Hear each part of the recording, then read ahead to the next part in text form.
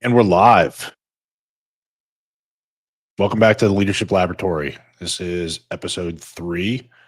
And today, or this evening, I'm going to do a deep dive beneath the surface of power and performance and what it means in today's world. And I'm going to base that discussion off of a leadership model that is arguably as old as conflict itself, and that's the warrior leadership model. So this was a model that was originally explored by a guy named David Nice in 1998, when he wrote the article for the Leadership Quarterly, and articles right here. So pretty old study in terms of leadership literature. I think it's the oldest one that I've reviewed so far. Uh, but this model can trace its roots back to legendary thinkers and strategists like Machiavelli, Sun Tzu, and Musashi from the Five Rings. So Nice's model, however you say his name, forgive me if I'm getting it wrong, is based off of individuals like this who believe that leadership was inseparable from conflict and inseparable from opposition, and that leadership required strategic control. A little bit about David Nice. So he was born in the 50s. He's an American political scientist who specializes in politics, government, public administration, and even transportation, apparently. And then he's held academic positions in a few different places. First of which was as a visiting professor of political sciences at Indiana University in Bloomington. And then he went on to become an assistant professor and an associate professor of political science at University of Georgia in Athens. And then lastly, and where he still seems to be today, is as a associate professor and then professor of political science at Washington State University Pullman, which is where he wrote this article. This article titled "The Warrior Model of Leadership: Classic Perspectives and Contemporary Relevance." So, one of the more frustrating aspects of leadership and leadership literature, particularly in the scholarly works, is just how many definitions exist and just how many definitions people advocate for as the best definition. But the warrior model attempts to cut through this problem, and does it based on a single assumption that leading is about surviving, and it's about navigating danger and seizing advantage and ultimately winning, and doing so by any means necessary, essentially. And so, according to this model, and according to Nice, this model tends to overlap really well with contemporary military and political leadership and the mental models that they bring. And this model treats military and political leadership as interchangeable models because of how similar they are. So, if you think about Machiavelli's The Prince, which was written back in the 1500s, the Musashi's Book of Five Rings, which was written back in the 1600s, Sun Tzu's Art of War, which was written back at like 400 BC. I mean, these are all classics, and they're all grounded in the idea that conflict is inevitable and that victory is essential if you want to be an effective leader. I mean, think about where we were at in history when these books were being written. I mean, Machiavelli wrote The Prince during Renaissance Italy with the city states. Musashi wrote the Book of Five Rings during feudal Japan. Sun Tzu wrote the Art of War back in 400 BC, when basically there was no civilized system of government. And then Clausewitz is another individual who this model is based off of, and he was a military strategist for, I think, Prussia. I think he was Prussian, right around or just before the start of the Industrial Revolution. And so, we have a quote uh, in the in the article from Clausewitz, who famously said that war is a mere continuation of policy by other means. So, with that in mind, the warrior model and therefore the warrior leader tends to and should see the world through that lens. And according to that, conflict isn't a problem. It's the arena in which leadership happens. So conflict isn't a bug of the system, according to the warrior model. It's a feature.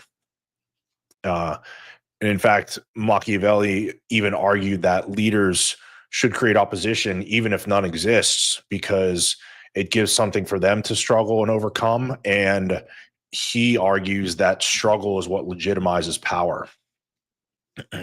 And so, in a world of limited resources, scarce trust, endless agendas, this warrior model makes sense in a lot of ways. And Nice has a quote here in the article that says, "A political party is a fighting organization." So, another instance of how political leadership and military leadership tend to overlap in terms of their constructs.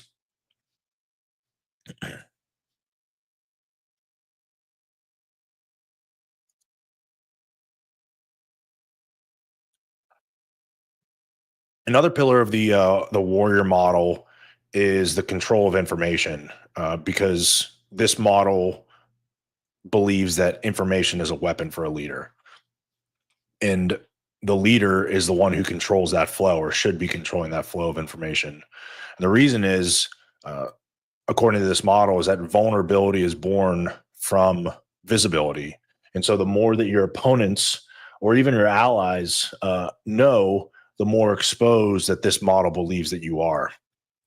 And so the warrior model advises leaders to conceal their intentions, to withhold sensitive data, to use deception, certainly with their enemies, but even with their friends.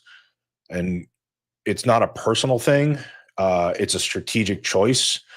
And if you think back to all the authors that this model is based off of, it was during they lived during very turbulent times. I mean, Europe was in the midst of reorganization, feudal Japan, Renaissance Italy. It was rife with conflict and betrayal and turmoil. And so these people all learned that today's allies could be tomorrow's rivals. So models like this emerged at a times like that. And it makes total sense based on the historical context of which they lived.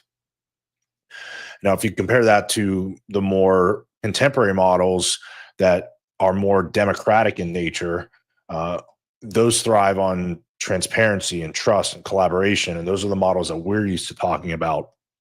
But you have to consider that, these authors came from a world that was very different. So the games that they were playing were very different.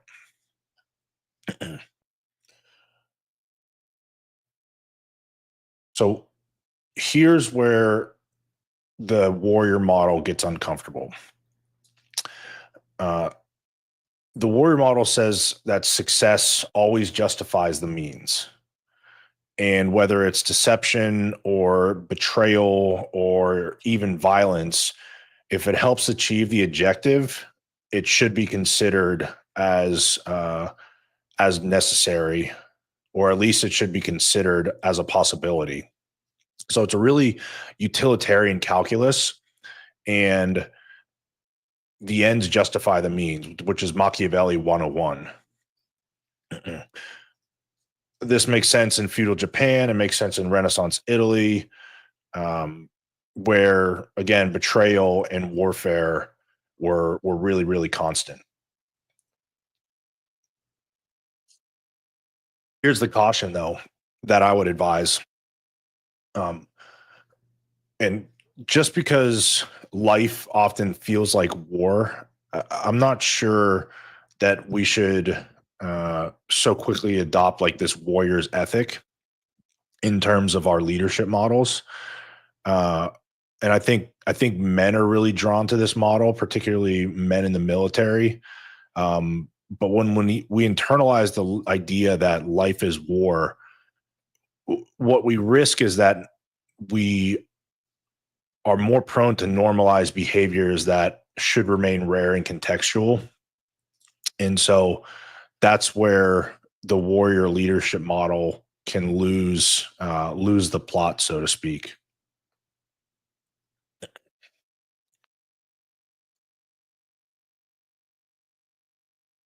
I've been talking for 2 days straight now, or days straight now. Need some tea.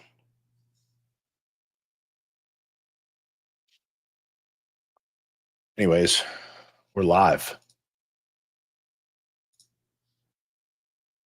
How many viewers we got? We got 4. Oh, nice. Not talking to myself on the screen. Okay, moving on. So another pillar of the warrior leadership model is exploitation.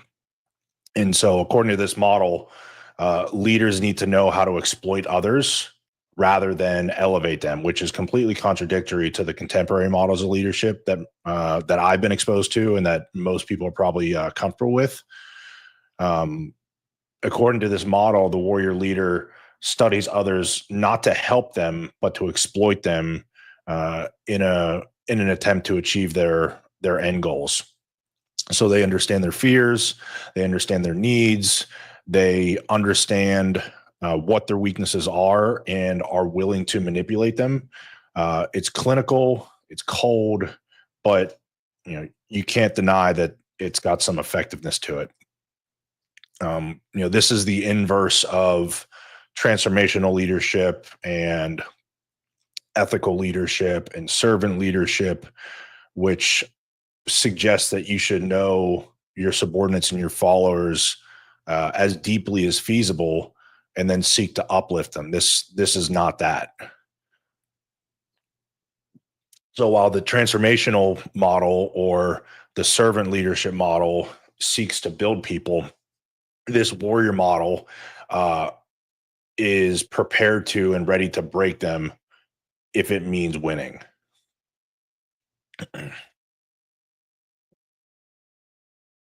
Uh, Another foundational concept from the warrior leadership model is that leaders need to uh, choose their battles, otherwise be destroyed. And so, within that, while conflict may be inevitable, it may not always be necessary. So, choosing times to fight, choosing the battles to have, choosing when to have them like are all considered important considerations within this model.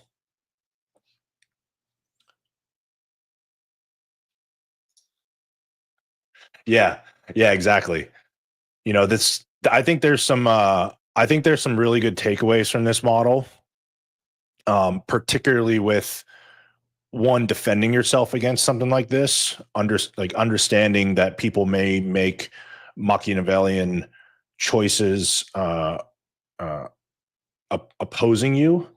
Um, I also think that if you're gonna go to battle, so to speak, in the modern world from a in like a corporate setting, then you should know who you're fighting and you should understand the battleground that you're on, and you should choose that fight, so to speak, wisely.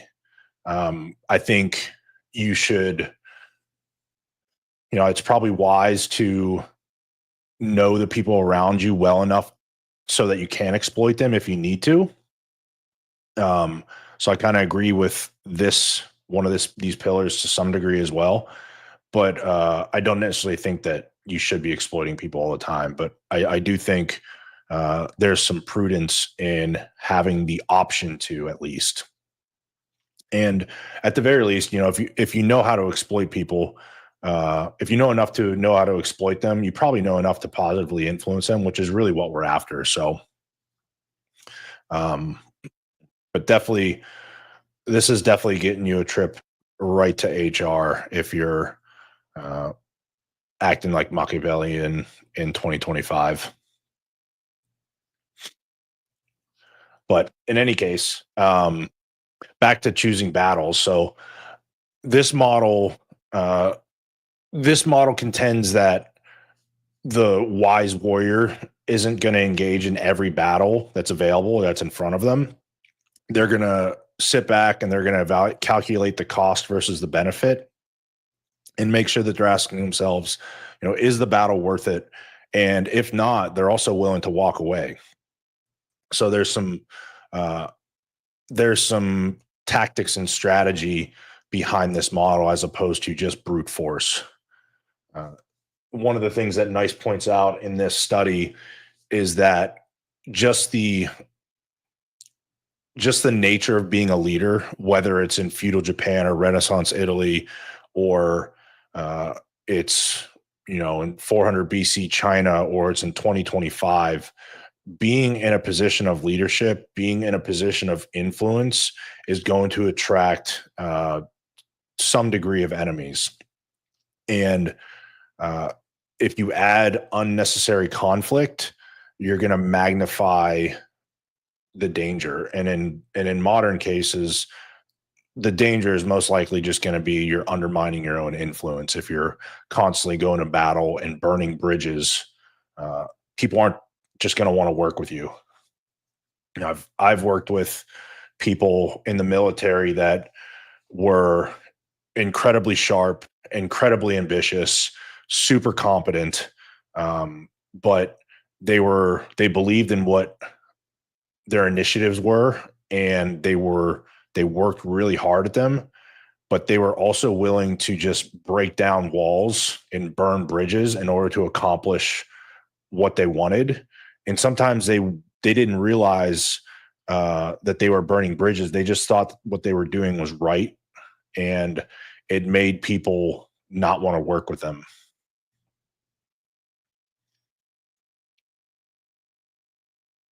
Next concept in this study talks about the use of intermediaries, and in order to preserve influence and to preserve power.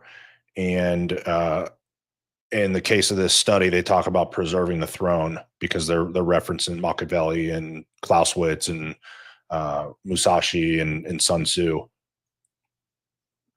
And so, because of that, this model suggests that the warrior leader doesn't do everything directly. They should be using intermediaries, especially for the controversial and risky decisions. And so, if it backfires, that person's going to take the heat, or at least they're going to take more of the heat than the leader will. And if it works, the leader is going to reap the benefits from the shadows with minimizing their risk. And so this tactic is all about increasing plausible deniability, increasing your control, and protecting your reputation. It's old school. I mean, it's written about as far back as Aristotle, but this model, according to Nice, confirms that perhaps it should be more common in modern leadership. Um, you know, I think there's no denying that leaders need to delegate and they can't do everything. So the use of intermediaries is going to be inevitable to some degree. But I think in modern times it's hard for the use of intermediaries to give you any substantial degree of plausible deniability, particularly in the military, because there's a legal aspect to the accountability that you're given with command as an officer, at least. So I think with organizations that have really strict and well articulated, well articulated, decision ladders and uh, roles and responsibilities that are clearly articulated, I think it's harder to blame intermediaries because you can delegate responsibility, but or excuse me, you can delegate authority, but you can never delegate responsibility. It's kind of how it's treated in the modern world. It's certainly that's how it's treated in the military. And I would say this pillar in particular probably has the most the most use case still exists when you look at politics, because they have staffers and they have a huge PR machine behind them, and they can help cover their own tracks and maintain their reputation and influence with some strategic maneuvering and some strategic delegating. So,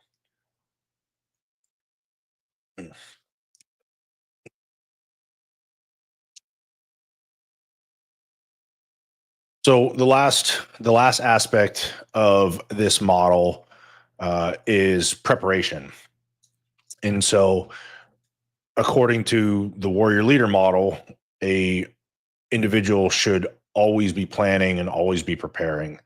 Now, I don't. That's certainly not exclusive to the warrior leader model, but I think what does make it unique is the assumptions on why they plan.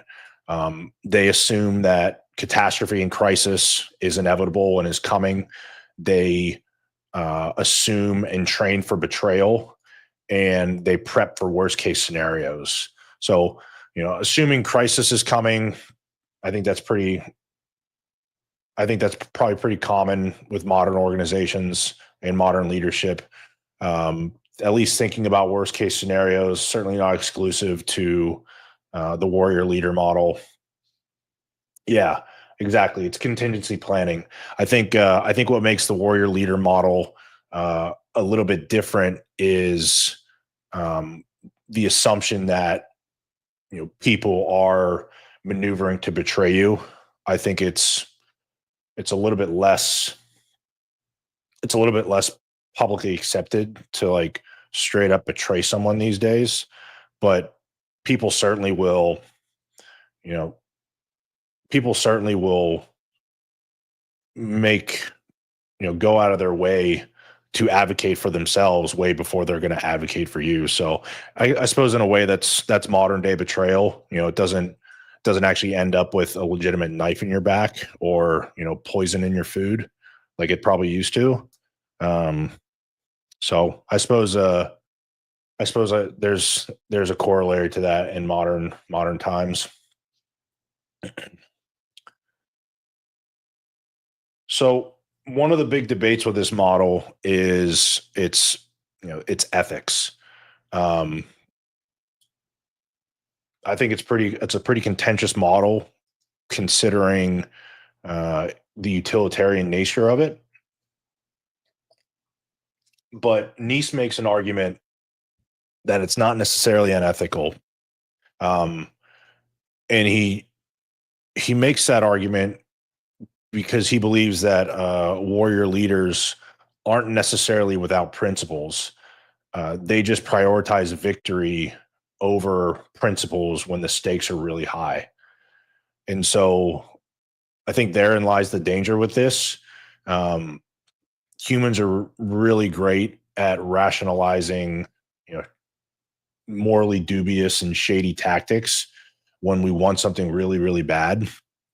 And I think history makes a pretty clear demonstration that you know people will support strong uh, leaders until they don't like what that strength is being used for. So it's quite paradoxical. We want people want warriors. They want to see a warrior element to their leaders until they start fighting with their leader about things that they disagree with. So, and then they seem to have a big problem with it. So, as a final caution from Nice, he suggests that people should, or leaders in particular, should understand this model. I mean, I think it's got a ton of utility to it. It was an interesting read. Lots of reference to history, and I always enjoy history. I think leaders need to respect the power of a more utilitarian approach to leadership. So even if you're not going to employ it yourself, at least be armed against it. You One of the books that is kind of related to this model of leadership is Robert Greene's 48 Laws of Power. And I really enjoyed that book, not because I thought all the laws of power were uh, worth or advisable to implement myself, but because it armed me better to what other people might do to me. So people think it's really sociopathic, like a really sociopathic book, but you know, I am more of the opinion that people should read books like that to arm themselves against other people, as opposed to integrating more tools for yourself to use on others.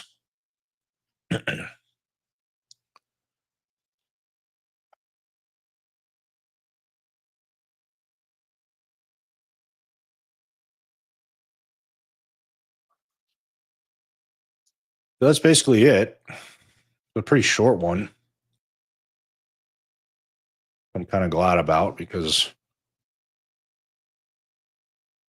I'm talking to myself for a day straight now. Yes, more contingency planning, Joe. Contingency planning and making pretty slides.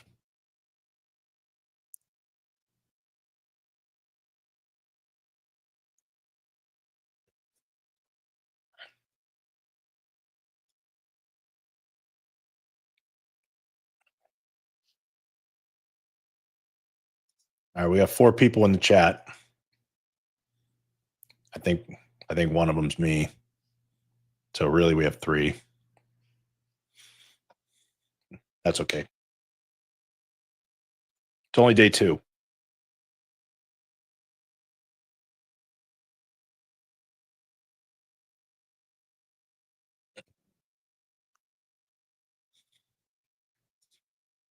See if we can find something else to talk about in my notes. I got all sorts of random things written down here.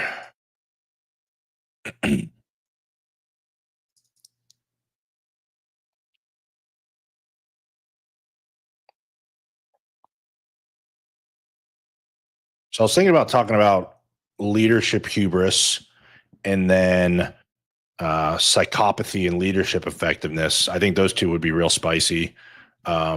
But I spoke with a mentor of mine, and I'm going to save those for him because he was really interested in them. But I'm looking forward to those. So I decided to do this one tonight.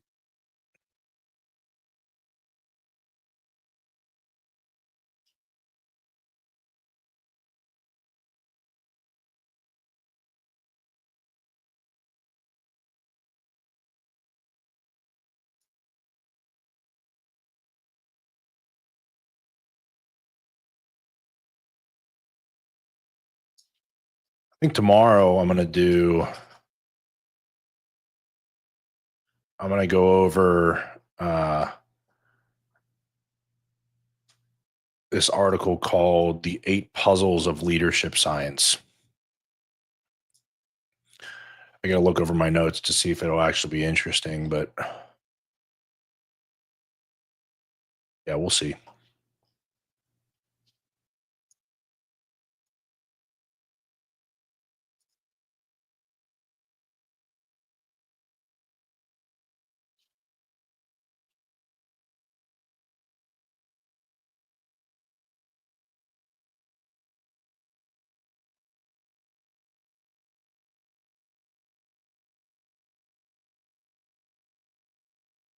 All right. I think I'm just going to keep this one short. Come back with a longer one tomorrow morning. So I'm going to end the stream now. Thanks for coming on, guys.